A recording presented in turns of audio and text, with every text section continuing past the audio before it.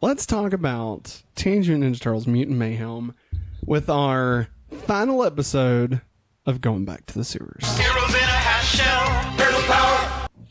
Yeah, that's right, everybody. Welcome to the crossover of the Millennium. We did this for Transformers, and now we're doing it for the Turtles going back to the sewers.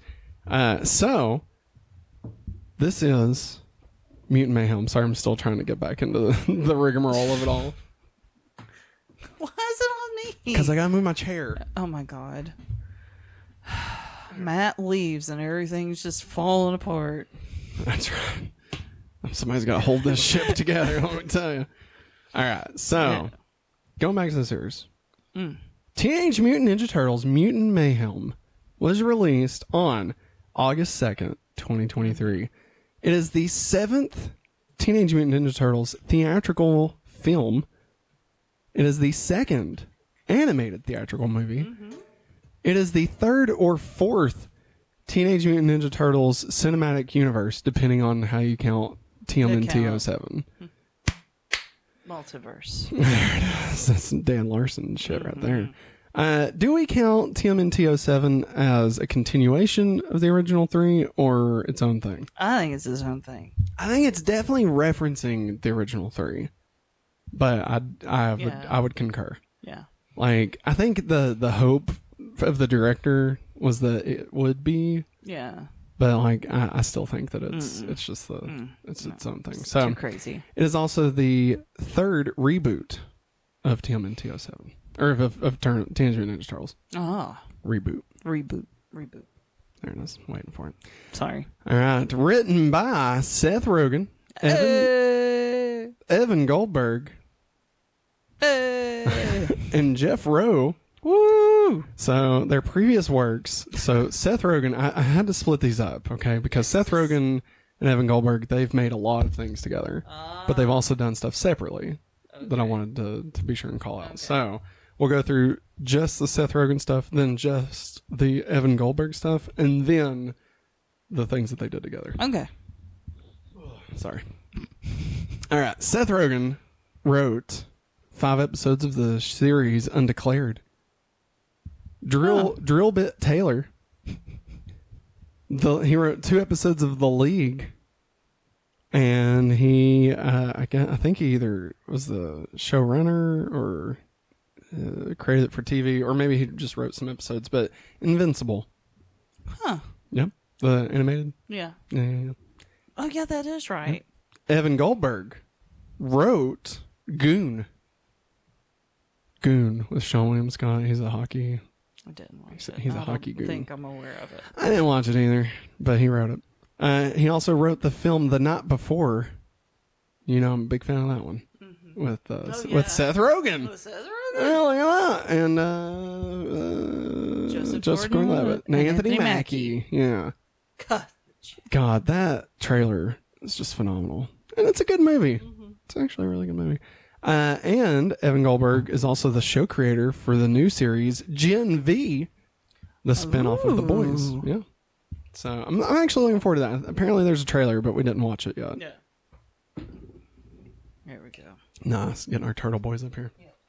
All right. Now, together, Seth Rogen and Evan Goldberg did the film Superbad, Pineapple Express, The Green Hornet, The Watch, This Is the End, The Interview, Sausage Party, Neighbors 2, developed for TV, the show Preacher, and Evan Goldberg also directed 4 episodes of it, The Boys, and Invincible. Apparently I had Invincible listed twice. Sorry about that. So yes, they did do Invincible together. That's pretty awesome. Yeah, done a lot of stuff. And then, I mean, Preacher, The Boys, and Invincible are all, and The Green Hornet are all comic book stuff. Yeah. So, interesting. Very interesting. What? I just remember trying to watch The Green Hornet. Oh, it's terrible, right? Right? Yeah. And, you know who was going to do it before Seth Rogen? Kevin Smith. Really? Yep. And it was terrible. Like, he said, I remember it was in either Evening Harder which was his second one. Oh, yeah. Or Three Evening with Kevin Smith, the third one that he did. Or maybe it was Too Fat for 40. Either way, it was one of his specials where he just talks to like college campuses and stuff. And he's talking about how he would have the Green Hornet and is it Kino? Is that his name? Mm. That they would hide behind a rock. like he didn't really know how to write action. Yeah. And so like he ended up not doing it. Yeah. But yeah.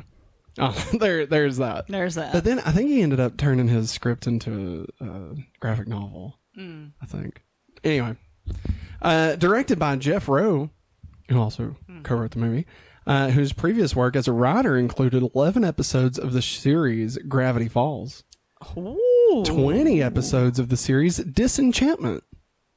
From Futurama and Simpsons. I do like that show. That's fun. And he was the writer and director of the film The Mitchells versus the Machines. That was his first director role. Yeah, his first direction. So he directed The Mitchells versus the Machines. And then he directed Teenage Mutant Ninja Turtles Mutant Mayhem. What a track record. If you've not seen Mitchells versus Machines, fantastic. It's wonderful. Definitely absolutely worth watching.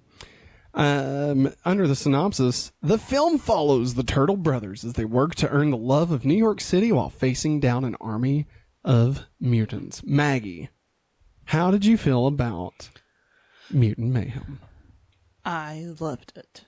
Bam, bam, bam, bam. It was really fun. I really liked seeing all the kids that we had, like in our theater. Yeah. Oh yeah. Yeah, dude. We walked in, and we're all like, holy crap. Well, I mean, the theater was packed. Yeah. That's why I'm surprised it didn't open number one, to be totally honest. Like, just judging by, like, how many people were in there. Oh, yeah. And also, a few kids dressed up. Yeah.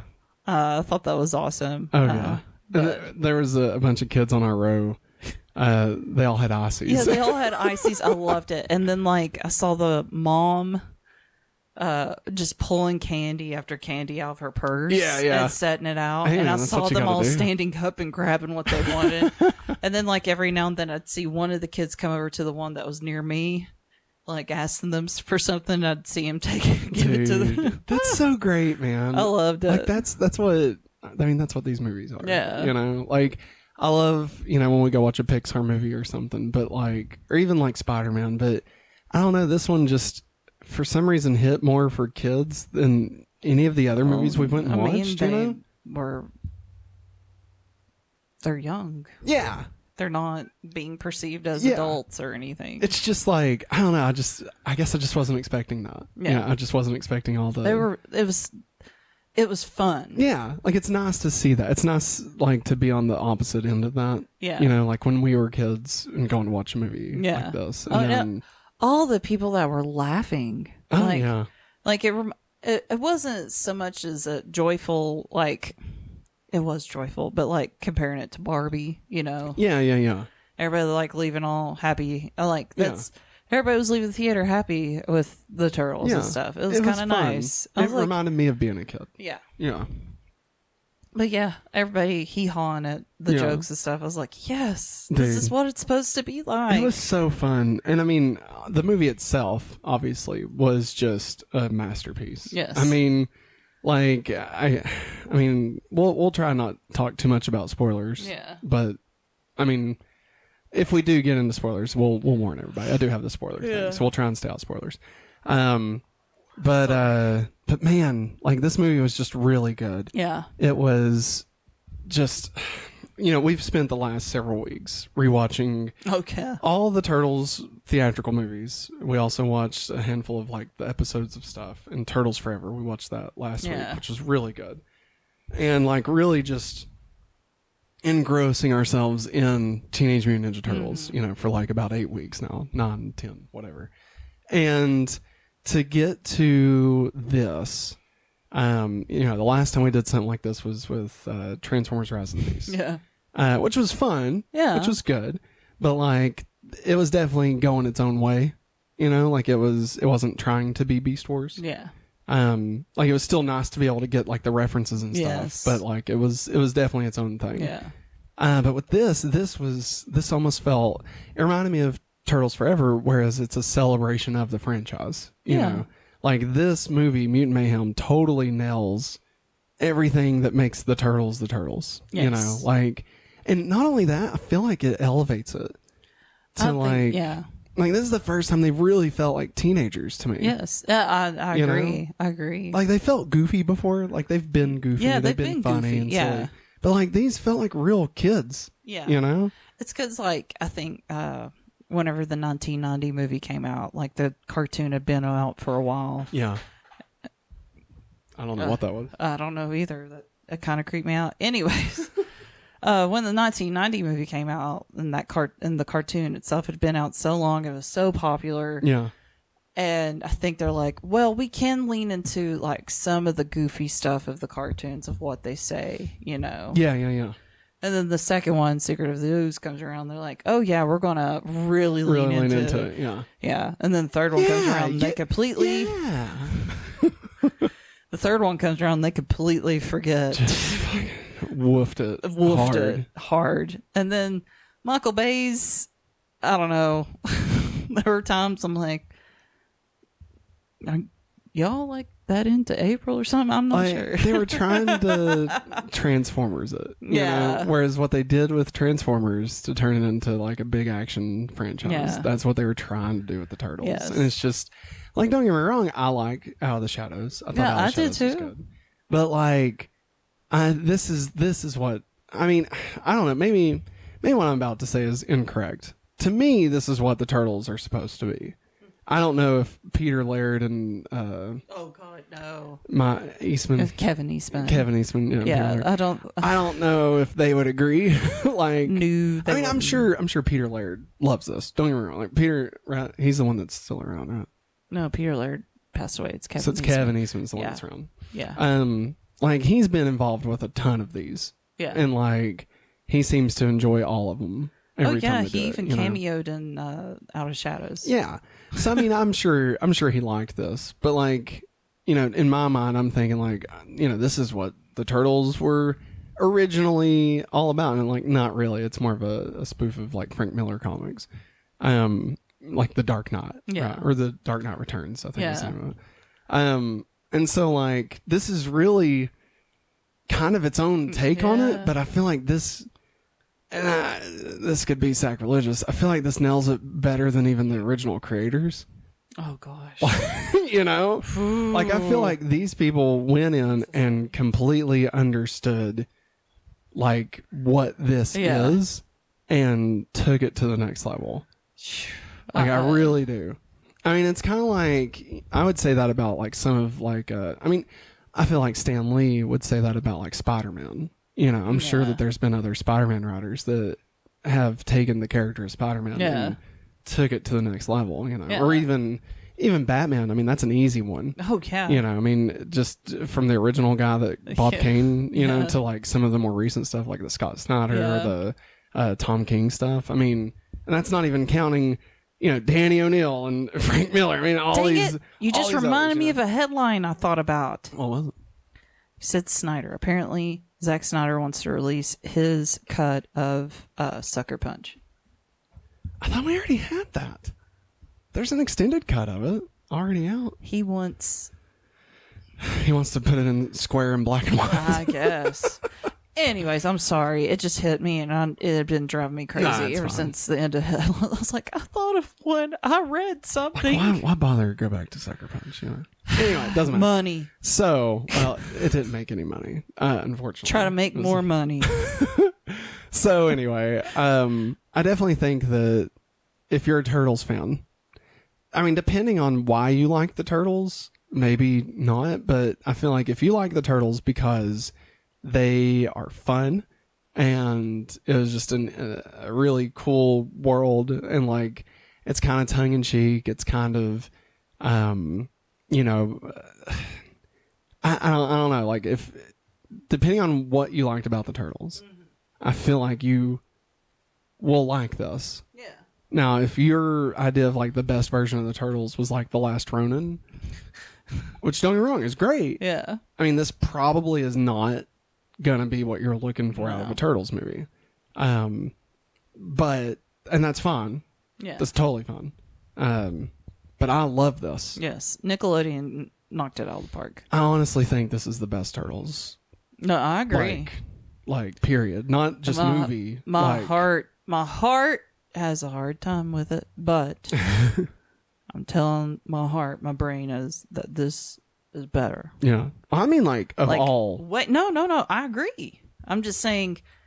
Like, better than the cartoon, better than the comics, better than the video games. Yeah. Like, this, from now on, when I think of the definitive version of the Turtles, it's okay. That's all we need is great Powerade everywhere.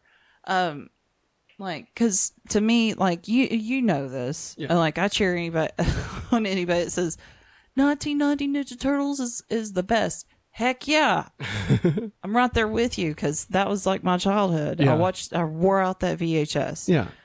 So I'm trying to tell my heart, my brain, that this is the best. Yeah. It is. It is. It's stupid good. So crazy. And like it's sweet. Yeah. Like it has so much heart. Oh yeah. And like there are so many moments in this when the Turtles, like, just your heart's breaking for them. Yeah. You know, because all they want is to be normal. Yeah, they want to be with everybody else. You know? To not be looked at like they're some sort of freak or something. I just want to know who's, and it shows in the trailer that they all have phones. Oh, yeah, That's the one question I wish I was answered. Who's paying for the phones? How are they getting money? I mean... How do they get money for the phones? You know, they live in the sewers. Like, people people lose money and stuff, you know? And, I mean, obviously they're not above stealing, right? No, they're not. But we can't... I think that's... Well, this is in the opening parts of the movie, so just to be clear, because if you don't know what I'm talking about, I think that what I just said could be like, what? They steal? Like, they go pick up groceries. Yeah. And, like... They have to... I don't know if they necessarily pay for them. Like, I don't think we see them leave money. I'm trying to think. Like, we may have, but, like, they're doing it ninja style, so that they're not seen. Seemed like one of them might have laid down... They might have. They might have left, like, a envelope of cash or something. Yeah, I think or I'm getting this mixed up with another movie. I know, right? We've seen too many Turtles. It's hard to keep them straight. I meant like somebody getting stuff secretly and they just leave the money there. Yeah. Like I'm Spider-Man or something. Yeah, something crazy like that. But yeah, so I don't know where I was going with that, but it's just a very good movie. And honestly, to get a little more on the, I don't know. It has what's the way to put this? Sorry, my brain's just not connecting right now. It has a message. Yes. Like, it has depth to it of wanting to talk about, not tolerance, that's not the right word, but just accepting others for who they are. Yeah. You know? And like letting people be. Yeah. You know? Let them be who they are. And like giving others a chance beyond what you see on the outside, right? Which I know is a very basic thing, but like in this day and age, that would be considered woke at this point, you know, which is fucking stupid. Also, that's a really good lesson for kids to see and hear. Absolutely. Like when we when we were at the end of the movie and the credits were rolling and like all these kids were in there, you know, lights come up and you can kind of see like all the kids that were there. Like, it made my heart happy that like they all just got to hear this very important message of like, don't be a dickbag, you know? I mean, it is a very important message, you know? Like, think about it. If you're not cool and you start judging people, you're not going to get to meet the fucking Ninja Turtles, man. No. Do you want to be an asshole and not get to meet the Turtles? Then, you know, be cool, bitch. That's it. That's the message, kids. That's the message. I just thought of a story. Oh, God. I just realized that the kid that told me this when I had him my first year teaching, he's probably a senior this year. Oh, barf. Oh, yeah. So let me tell you, because it is Ninja Turtles involved. Yeah. So we had been like reading like how water treatment plants had worked and stuff. And how the sewers and stuff. Like, it just showed like a diagram and it explained what everything did. Yeah.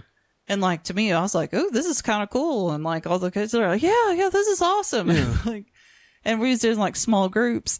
And I got to the end of it. I think it was my turn. I read the last paragraph, and one boy, he looked at me and said, I don't want to be a Ninja Turtle anymore.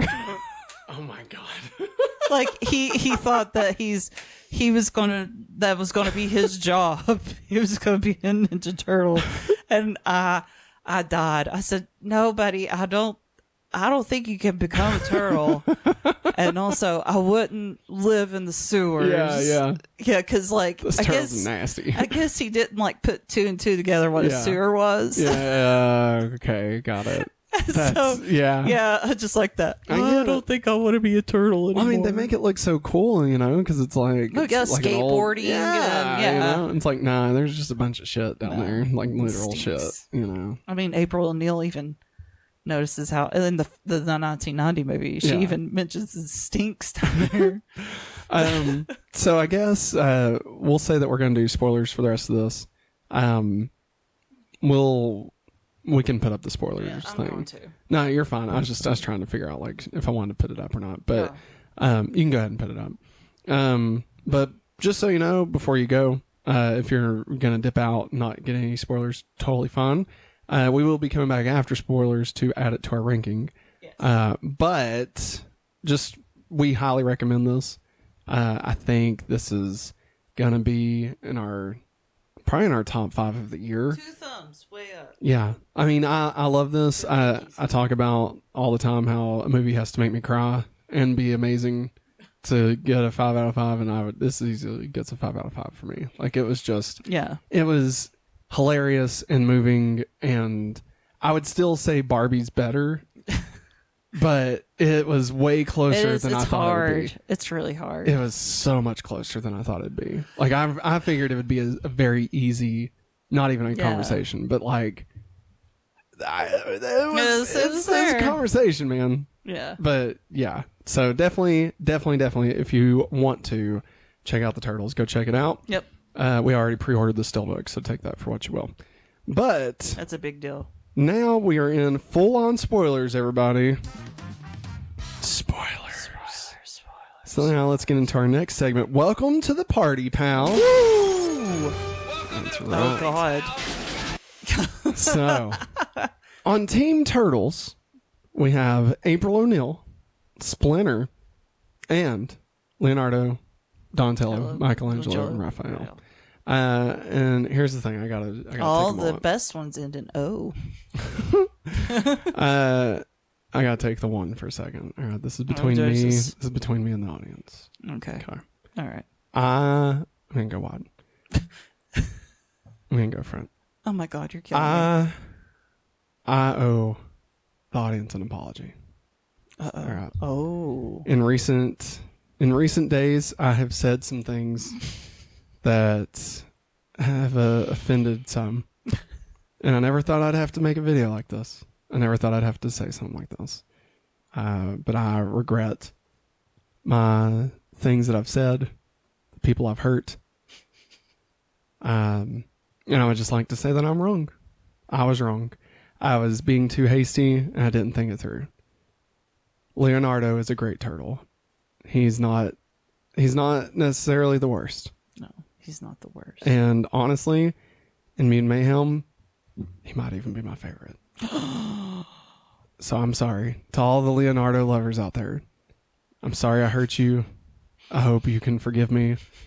I hope that you can show me the honor that Leonardo would want you to show. That's beautiful, Matt. Thank you. I'm going to make that a TikTok. I figured you would.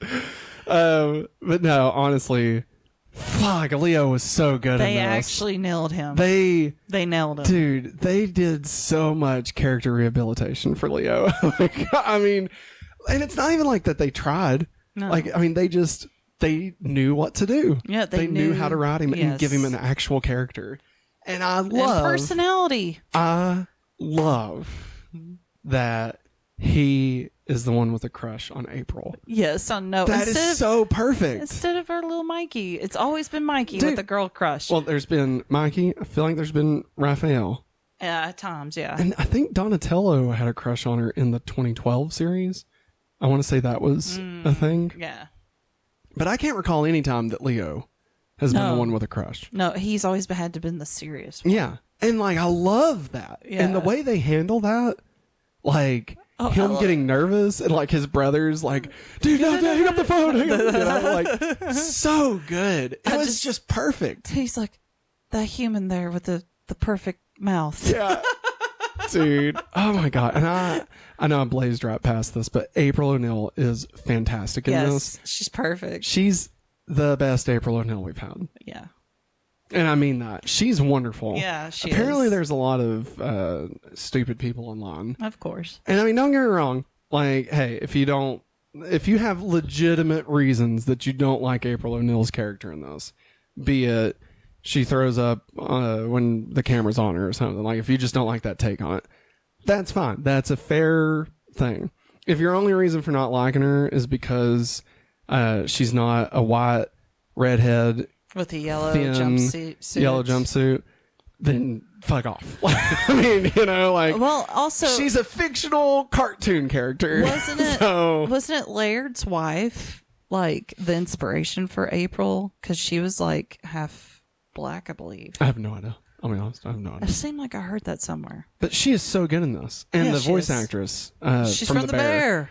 Like she's Sydney. She is so funny. Like, this is the most character that April, to me, has ever had. Yeah, she's not a, excuse my French, she's not a straight up bitch to the turtles. Like, she's actually, she's like, you know, she's trying to get a story, as always. She's her own person. Yeah. Her whole personality is not turtles. No. Like, she actually has a reason to exist outside of the turtles. And like, she talks about school. She talks about her mom. She has her own agency. Yeah. You know? Like, and like, that's great. Like, in this, to me, she's more Lois Lane in this than she's ever been in anything else. And like, if the whole thing is that she's a reporter, like, this is the most reporting we've seen her do. Oh, yeah.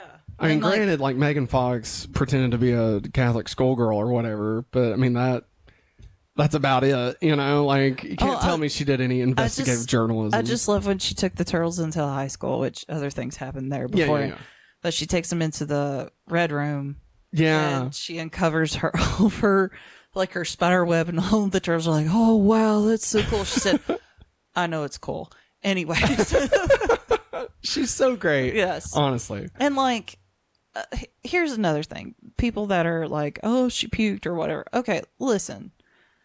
I am a person with anxiety. Yeah. I have puked many a time in my life, either after a game or, let's just say, when my emotions were really distraught, I throw up. You puked this morning.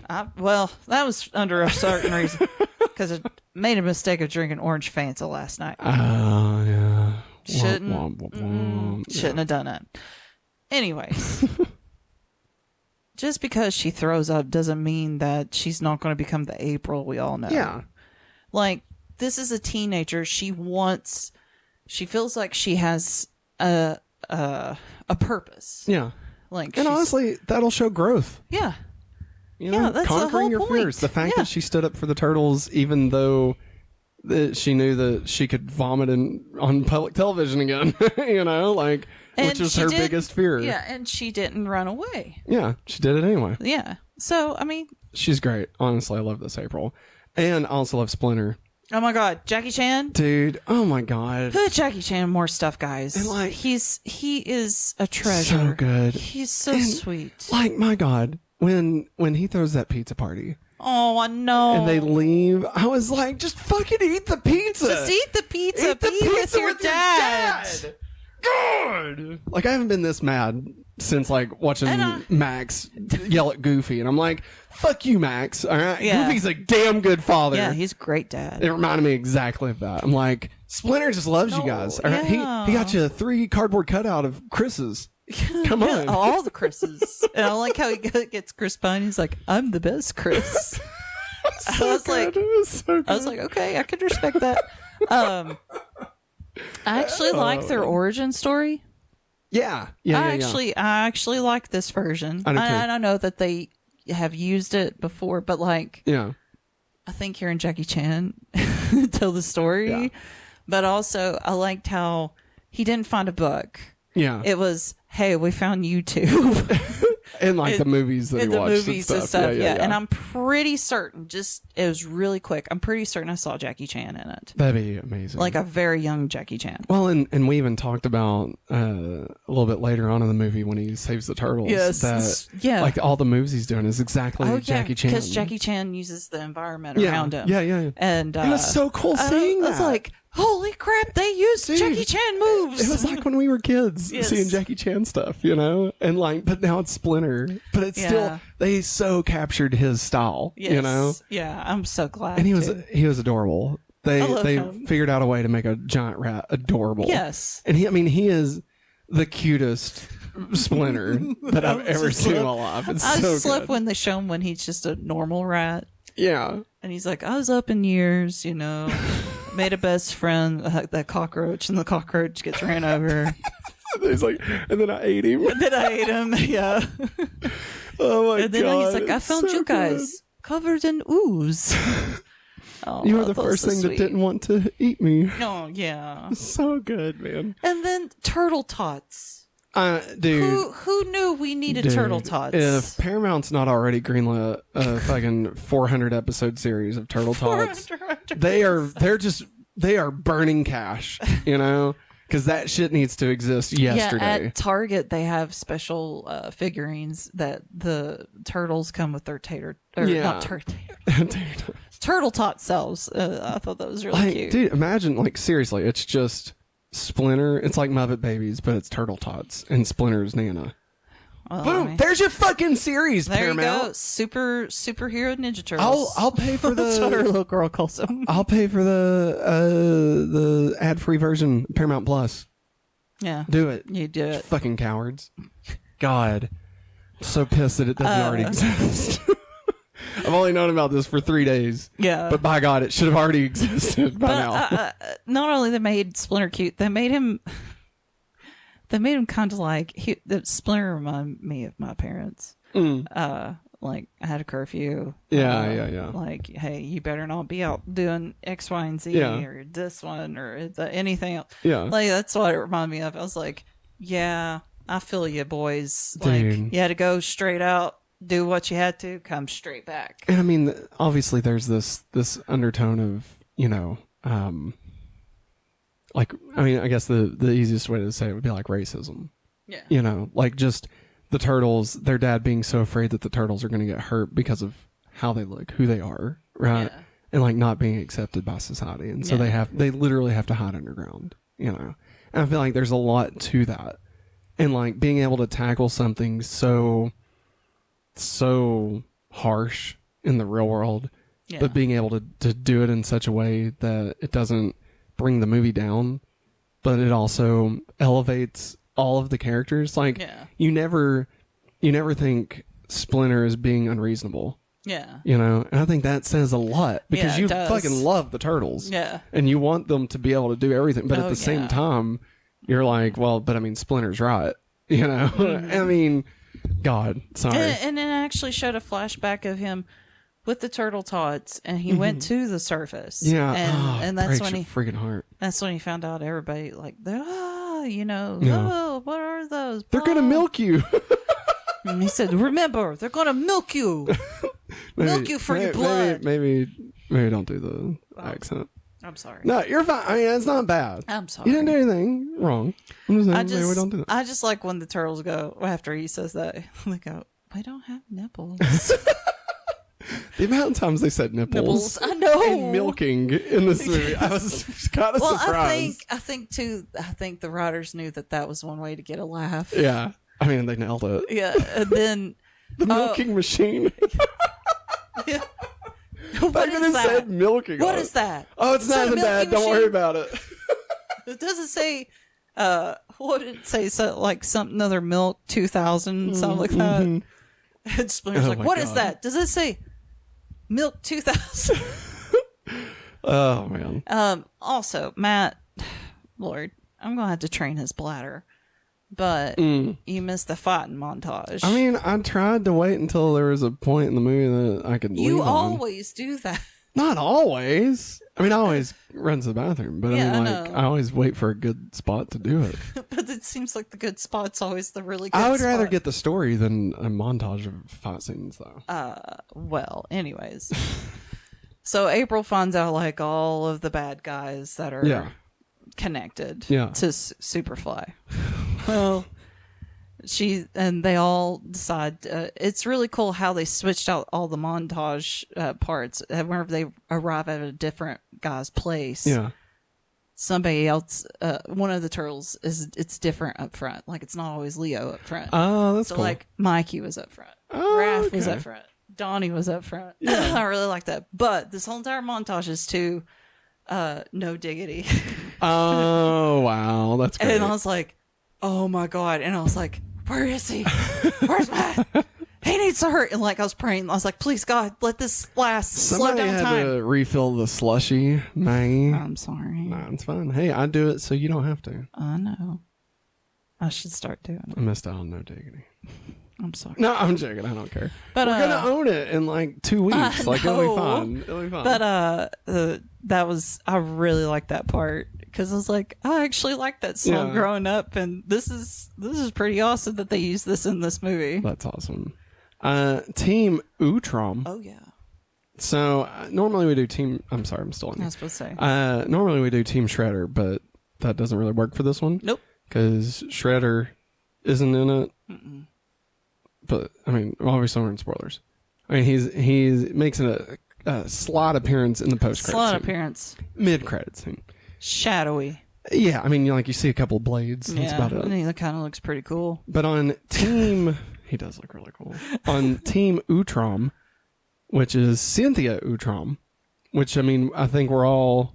It's Maya Rudolph. Yes, I mean we all are in agreement that she's Krang, right? I'm pretty. Yeah. I mean, if not Krang. A girl Krang. A version of Krang. It's a girl Krang. I mean, just the glasses. Yes. And the hair. The hair, the outfit she's wearing, all very reminiscent of the human body that Krang would shove himself in, right? Yeah. So, I mean, like, I feel like, in Utrom, I mean, that's the species, you know? Her name's Cynthia Utrom.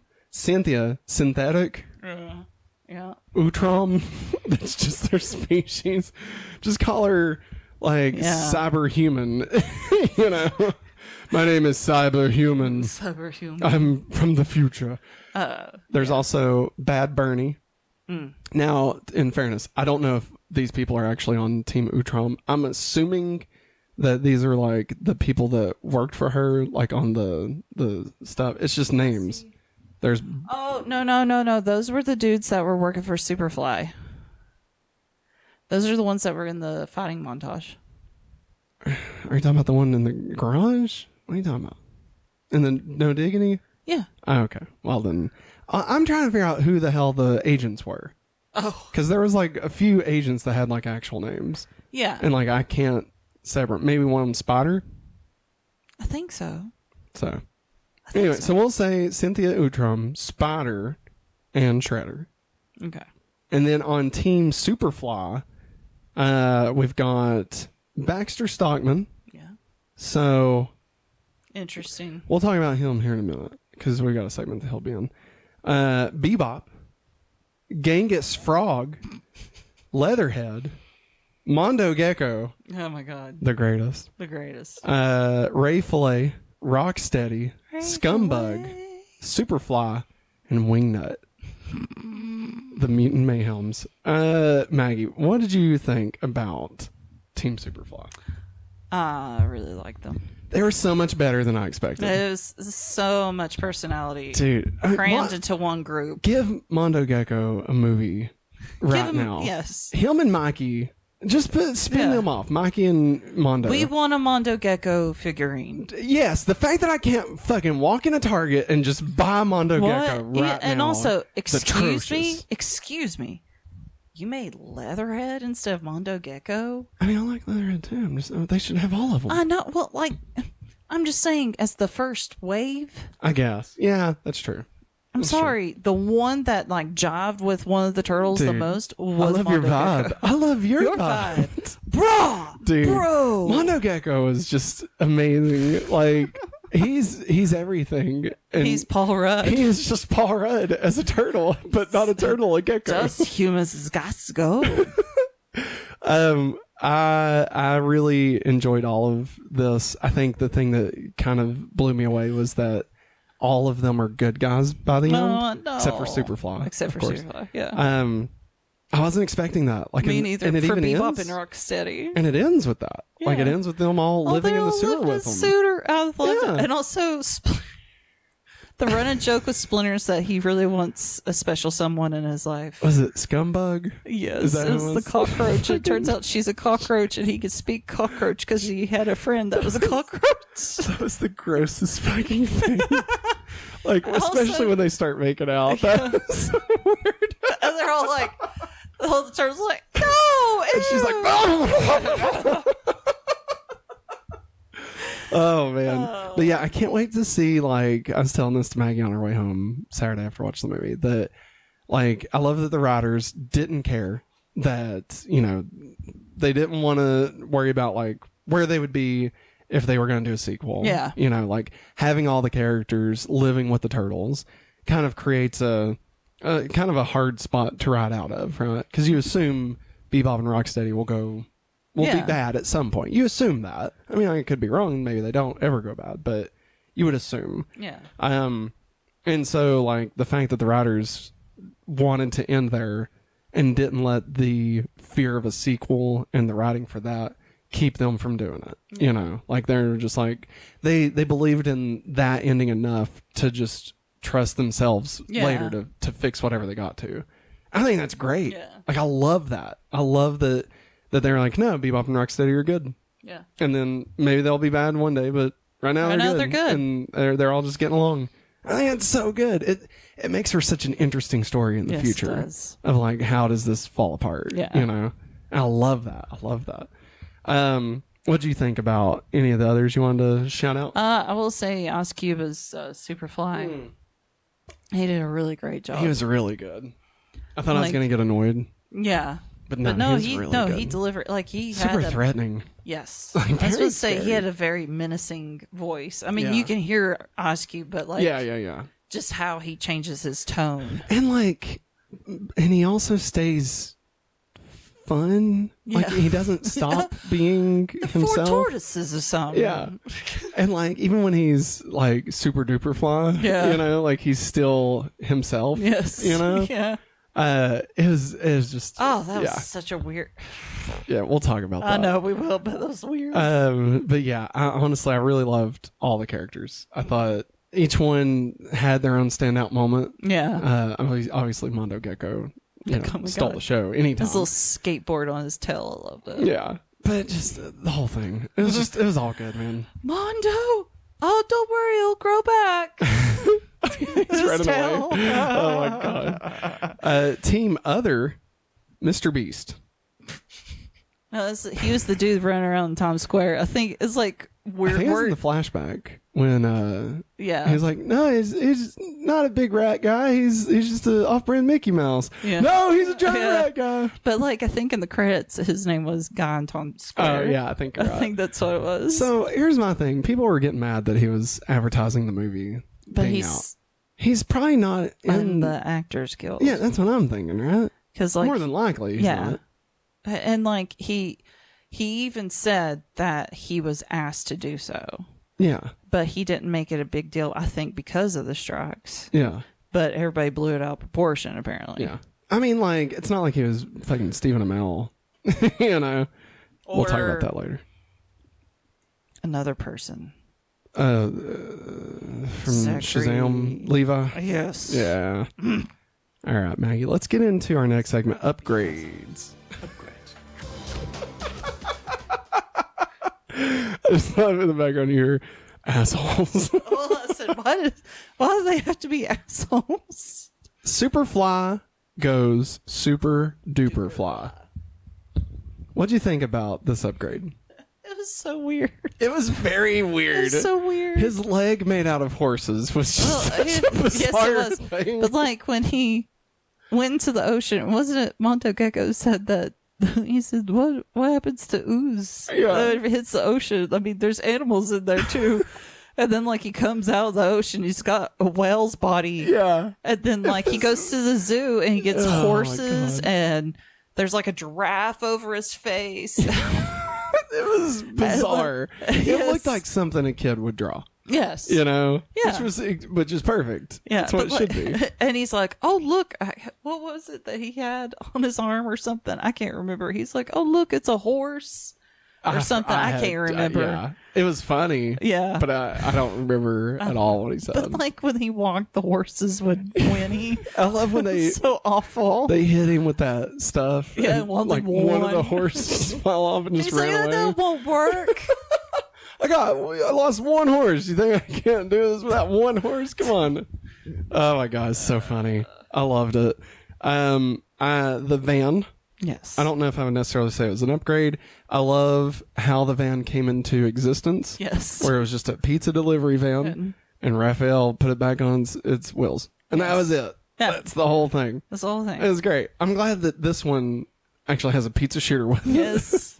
I was like sitting there thinking, I'm like, who's going to make the pizza shooter right now? And they just didn't do it. I'm glad. But it was great. I'm glad. Yeah, totally. Save it for next time or whatever. Or the show. Yeah. That'd be cool. Yeah. I can't wait to this see would be Donnie's baby. Let's see here. Yeah, didn't Splinter say in the back of the van, Donnie, you're not supposed to be driving? I think he did. Yeah. And oh man, when Splinter was like, I want everybody to love you the way that I love you. Like, Jesus, man, this movie's so good. God. Speaking of so good, let's remember all those that we lost this week on Mutant Mayhem. Rest in peace. So both of these have question marks. Oh. The first one I don't remember. The second one really is a question mark. Superfly? Did he die? No, he did not, because Dr. Utrom had him and the post-credit scene. She had a fly? Because he was just a normal fly at that point, because he'd been de-oozed or whatever. Yes. Okay. Gotcha. I couldn't remember. Well, so I mean, I guess Superfly died. Yeah. Because he's just fly. No, he's just fly. And Baxter Stockman. Huh? That one, I feel like he's not dead. Like, I mean, he's dead in this movie. He's dead. Yeah. But I don't think he's legitimately dead. Yeah. Like, I could see him coming back in some way. Interesting that the Baxter Stockman had Superfly. Yeah. But was not Superfly. No. Or even whatever his fly version is. Yeah. Just interesting. Yeah. But I love the idea of like him raising all of these mutants and then them getting let loose, right? Yeah, I love the fact that Superfly at the beginning was in a baby crib. Yeah, baby Superfly. That was funny. Dude. It turns out baby Superfly could kill people, so. Seriously. But no, it was really, I really like that. And I like the fact that that's what they started with. Yeah. Yeah. Instead of, we always get, who's walking down the sewers? Where's Daredevil at? Right. And no, this time we started with, the beginning of who the turtles are going to be fighting. And I mean, to the idea of, what's her name? Cynthia Utrom? Yeah. TCRI. Yeah. Trans Cosmic. Whatever. Like, because it was global in TGRI. Oh, yeah. But now which it's always cosmic and everything else except for Secret of Rose. So, I mean, just another reason that she's probably got to be a version of Krang in some way. Girl she's at least an Utrom. Yes. At least, from Dimension X. I'm calling Girl Krang. Girl Krang? Girl Krang. Grang? Grang. Green. All right, let's get into Traitors.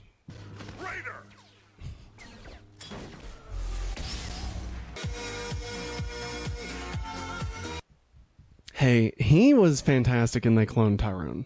Yes, he was. Like, this has nothing to do with Turtles, so we're not going to spoil They Cloned Tyrone. By God, watch They Cloned Tyrone. And so also, good. So amazing. He was great, and the lady plays Monica Rambeau's great. Yeah. And Jamie Foxx is great.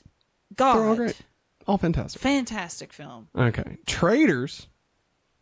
The mutants turn on Superfly. There you go. Which was a cool scene. It was. And it was nice that I love the fact that they chose to not want to do it. Like the turtles were like, hey, you can be good. You don't have to. Yeah. And then they chose to do that. And then they stayed with that. Yeah. They didn't, fall back on being a Superfly. Because normally that's what would happen. Yeah. And Mondo Gecko, he said, I didn't know we could be that way. Yeah. I thought we was already doing the right thing. Yeah.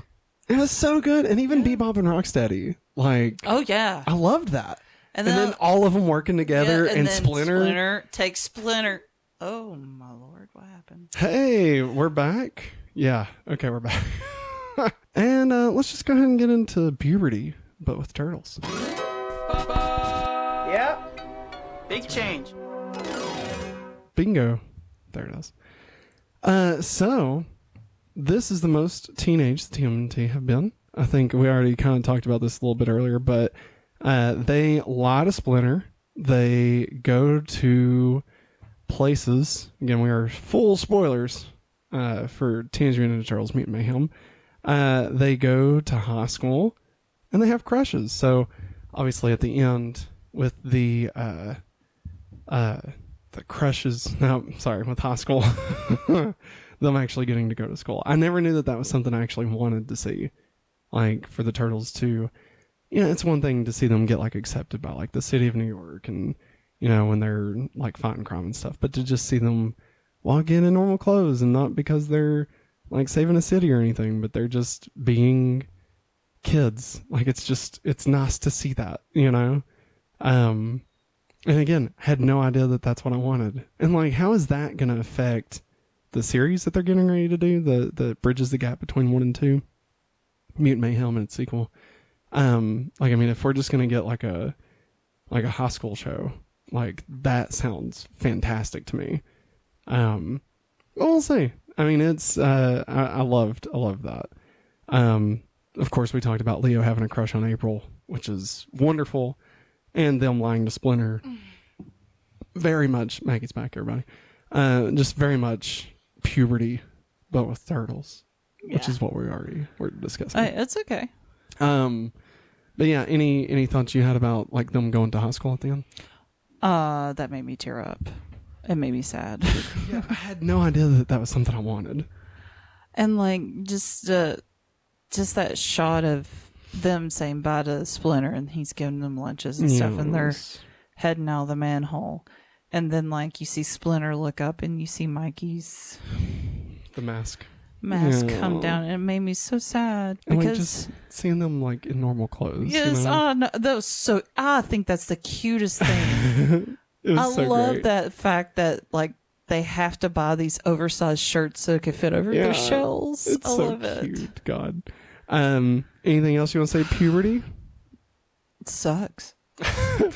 Let's get into everybody's favorite segment, pizza time. Pizza time.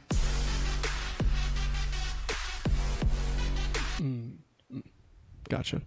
That's right. It is pizza time. What pizzas were featured this week, and what did we try them?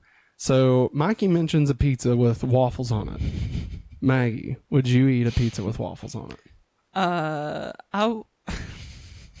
would try it. Not necessarily a trash pizza. No, not like how Mikey found it because he fell in a dumpster. Yeah, that's... And he's like, this pizza has waffles on it. Excuse me. I mean, depending on, like, what it is, like, if we're talking, like, little waffle crisp pieces of cereal, like, sure. If we're talking about, like, a waffle crust, that'd be interesting. Then sure.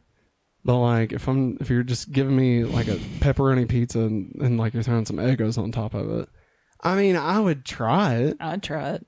Like, but it's plain Eggos. I mean, that's something I have plain. Now, if you're talking about, like, flavor. blueberry or something, yeah. No.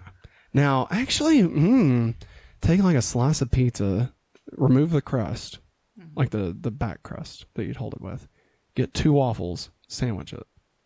Bet that'd be really good. You know what I'm thinking? What? Make waffles. Okay. Then you put your toppings on. Okay. And, like, broil it. Oh, okay. And then there you go. We could do it, man. Waffle pizza. We could do it. I mean, hey, We're you know getting me, I love ideas waffles. now. Also, Pizza Hut is Splinter throws a pizza party with various Pizza Hut pizzas. Yeah. So I mean, So Pizza Hut got the the shout out this time around. The promotional tie-ins. Yeah. I'm pretty sure every pizza box we see is a Pizza Hut box. It is. It is a Pizza Hut box. And then like I can't remember what was we doing, and I was like, was it last night? I said, does Pizza Hut have Turtles pizza? Yeah. Just out of nowhere. Unfortunately. They have new boxes. Yeah, for the New Turtles. Yorker. Yeah, but it's just the New Yorker. However, Pizza Hut did have a promotional tie-on with the Mutant Mayhem, including a Pokemon Go type game. So you would deliver pizzas in the real world to sewers that was superimposed over top of it, like in AR. Oh my god! Like Pokemon Go. I haven't tried it. It looks stupid. I mean, it looks fine. It looks like those Happy Meal toy games that you get now. Yeah. And then, speaking of pizza and promotional tie-ins, Xbox also had a promotional tie-in with a controller that smells like pizza. Yeah, it looks really ridiculous. So weird. Like, it looks like a slice of pizza, but like there's this hole in it. Yeah. And you put just a little dab of oil. Yeah. They give you oil. It's like an essential oils, but it's pizza essential oil. Yeah. And you put it in. And see, like, everybody on the internet was freaking out about it because they're like, oh, I want this, but I don't want my hands to smell right. this game controller pizza. Yeah. But no, that's not the case. It's a diffuser. It's a diffuser. So not necessarily you have to use the pizza scent. You can put in some lavender. Yeah, but it would still just look like a pizza, which is great. Honestly, it's a really cool controller. Yeah. Like, I really like everything okay? Yeah, I was just trying to catch my breath. Oh, you're fun. All right, let's talk about our favorite quotes of the week with That's Just Prime. Well, that's just prime. Yeah. All right, so not a lot of quotes available for us. So this first one is April O'Neil talking about Superfly. She says, nobody's ever seen his face. Michelangelo says, why not? April says, because he kills everybody who does. Oh, and they all react, oh, that's so cool. No, it's not cool. It's a bit cool. And then I just have on here, I dig your vibe. I dig your vibe. Also, those humans has got to go. Mondo Gecko. I'm telling you. Mondo Gecko.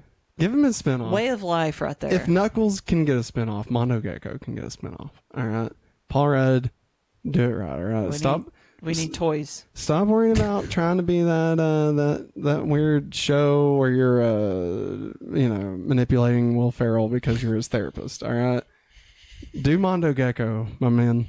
Just Mondo Gecko. I forgot that show existed. You and everybody else, Maggie.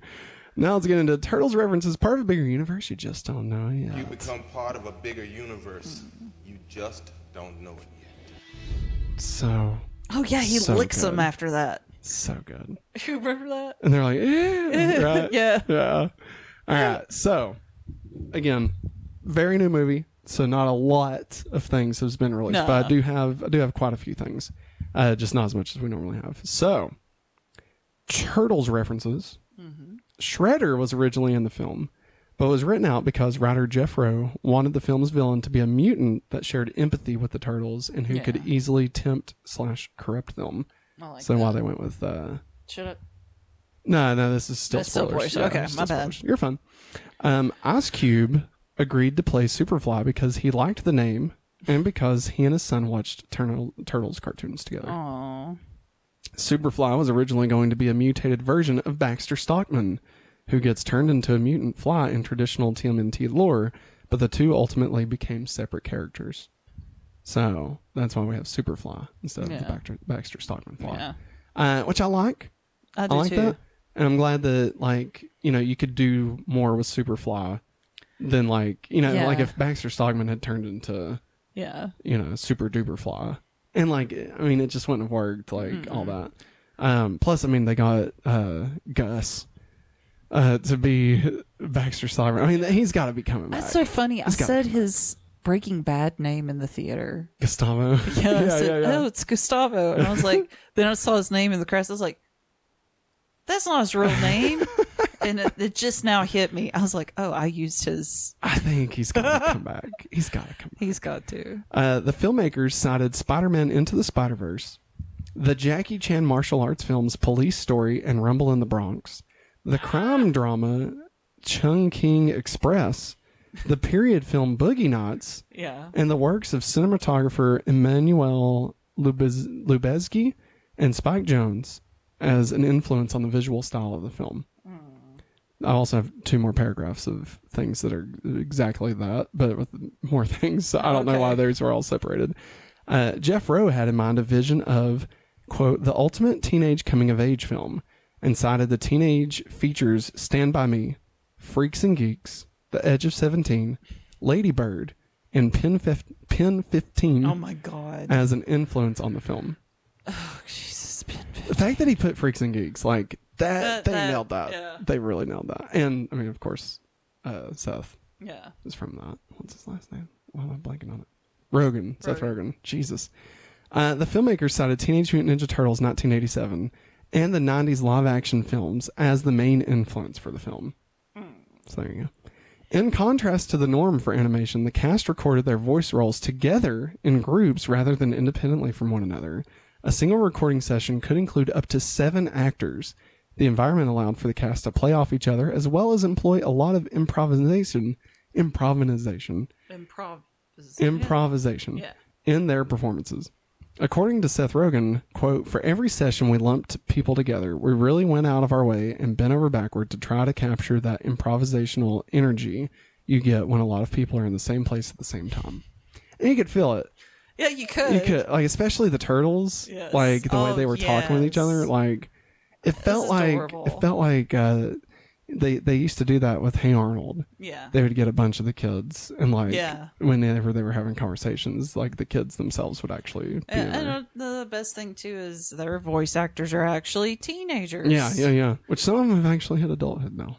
Oh no. In the time between recording and it's out, Those poor babies. And they're 18 at least, but yeah. Jeff Rowe wrote a letter to Jackie Chan requesting him to play Master Splinter. He wrote the letter to him. John Cena. This made me laugh earlier. Oh no. John Cena is the. You was laughing. I was like, you're like, wait till later.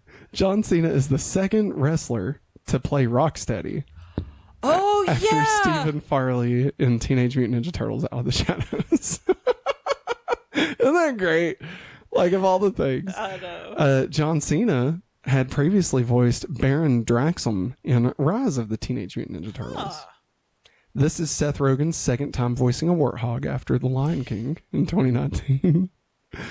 Splinter's look was based on Danny DeVito and Jeff Bridges, specifically his performance as the dude in The Big Lebowski.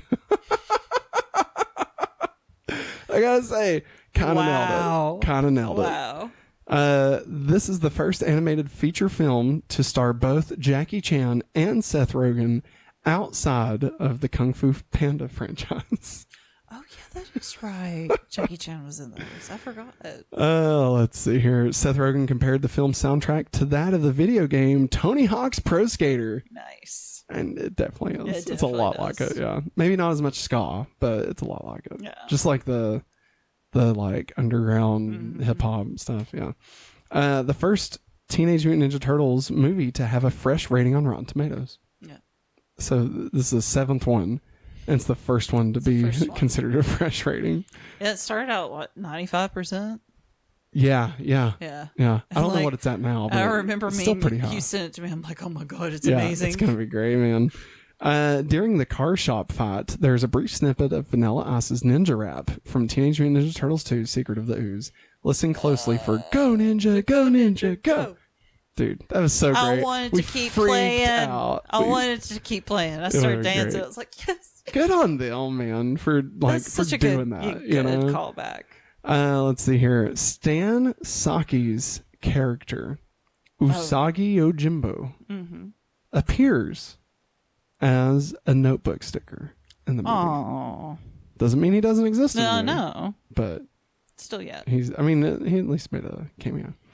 The Turtles discuss Mark Ruffalo improvising during the diner scene in Avengers Endgame. That scene includes Paul Rudd, who plays Mondo Gecko in this film, and Chris Evans, who is seen as a cardboard cutout in this movie. And also played Casey Jones in TMNT 2007. Yeah. Oh my God. Let's see here. The two locations in the film are an homage to the TMNT creators Peter Laird and Kevin Eastman. April attends Eastman High School, and April interviews the Turtles at a building with the sign reading "The Laird." Yeah. Donatello getting skewered in the leg by one of Raphael's saws is a reference to another Point Grey Pictures film. That's the production company of Seth Rogen and Goldberg. Yeah. Evan Goldberg. Yeah. The film is called This Is the End. Oh, yeah. Where the character, the actor Jay, gets skewered in the leg with a knife. And they're all freaking out.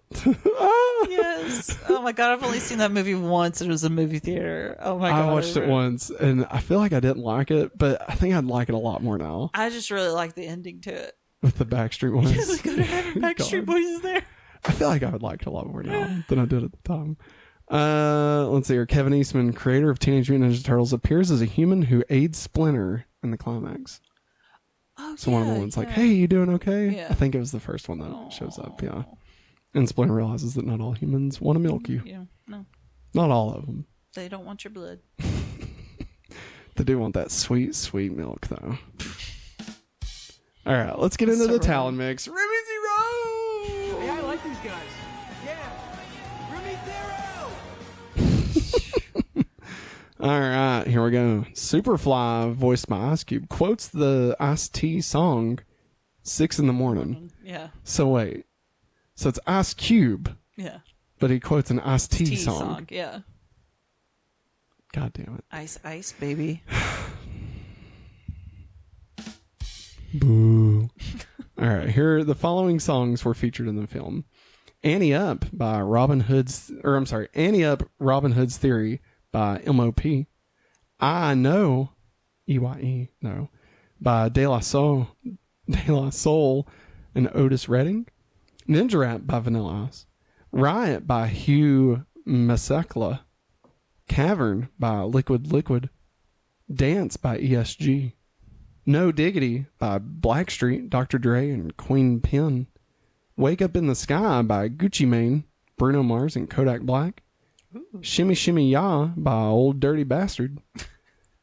That's his name. I know. That's the title of the song, not so much. I know that guy Shimmy is. Shimmy Ya? Yeah. Shimmy Shimmy Ya. I know that guy's name. I've heard of that before. Can I Kick It by Tribe Called Quest. Feel Me Flow by Naughty by Nature. I missed that in that. I love that song. I like the music to it more than the actual song it is. Whoa! Have you seen 8 Mile? It plays in that. Matt, I don't know how many times, I've never watched 8 Mile. Commentary. No, I want you to just enjoy that one. Still Not a Player featuring Joe, Big Pun by Big Pun. Sweet Premium Wine by KMD and MF Doom. Party Up by DMX. Hey. Woo-ha. Got You All in Check by Busta Rhymes. Everything is Everything by Ms. Lauryn Hill. Work by Gang Starr. Brooklyn Zoo by Old Dirty Bastard. 2 Cups of Blood by Grave Diggers. And also the Turtles sing a rendition of Butter by BTS. I mean, technically they didn't know the lyrics. I know, but it was still funny. Fair. That's also, Donnie's ringtone was BTS. I loved it. I mean, if you can think of any others, that's fine. 'Cause this is all that they had. I know. I'm just that's the one thing that stands out in my mind. Yeah, I'm trying. I know. Well, there was also the scene from Ferris Bueller. Oh yeah, that was so cute. I love that they watched Ferris Bueller. Yeah. That was perfect. So when you're a teenager, that means you could just be in a parade. Yeah, man, they let you do anything. So it's time to rank the theme songs. The theme song for this movie, we are going with Can I Kick It by a Tribe Called Quest. I feel like that was basically the theme song for it. Our current ranking at number 11, TURTLE Power. Number 10, the theme song to The Next Mutation. At number 9, we must really hate TURTLE Power to put The Next Mutation song above it. We don't like it. But I mean, The Next Mutation, there's no way it was any of any quality better than anything, though. I feel like you kind of fought for it. I don't know. Anyway. Number 9, the 2012 theme. Number 8, Shell Shock from TMNT. Number 7, the 2003 theme. And number 6, Turtles theme cross Ninja Rap, which would be higher if it was real. It's just not real. It doesn't exist. But it plays during the credits of Out of the Shadows. It only exists there. And number 5, the theme song to Power Rangers in Space. Number 4, Tarzan Boy. Oh, whoa, whoa, whoa, whoa. And number 3, Teenage Mutant Ninja Turtles theme song, Teenage Mutant Ninja Turtles. Superhero Ninja Turtles. And number 2, Knock Knock, you're about to get shell shocked. Number 1, Ninja Rap. Maggie, where do we want to go with Can I Kick It by a Tribe Called Quest? Now, here's the dilemma. Oh, God. Obviously, this is probably the best song out of all of these songs, just true. from like a song standpoint, standpoint, yes. But from the perspective of a theme song, I would argue. Can you kick it? I would argue it's not as strong. No, because it wasn't wrote specifically for this. No, it wasn't. Which is fine. No, it's cool, and I think it definitely represents this movie very well. Yes. But I think, I mean, you can't argue that it's as much about the Turtles as like Ninja Rap, right? So I would argue that it should go below, it should be the new number 4. It should be above Tarzan Boy, below the original 1987 Teenage Mutant Ninja Turtles theme song. That's my thoughts. No, I agree. Yeah? Yes. Again, obviously, A Tribe Called Quest, Can I Kick It? Way better than any of the songs on here. But from a theme song standpoint. Yeah. So, your final ranking at number 1, Ninja Rap. At number 2, Shell Shocked. Number 3, Teenage Mutant Ninja Turtles theme. Number 4, Can I Kick It? Number 5, Tarzan Boy. Number 6, Power Rangers in Space. Number 7, Turtles theme cross Ninja Rap. Number 8, 2003 theme. Number 9, Shell Shock. Number 10, 2012 theme. Number 11, Next Mutation. And number 12, TURTLE Power. And now it's time for the countdown to Mayhem. 0, guys. That's right. It's out now. Go. The countdown is over. Pre-order the Steelbook. Go get it.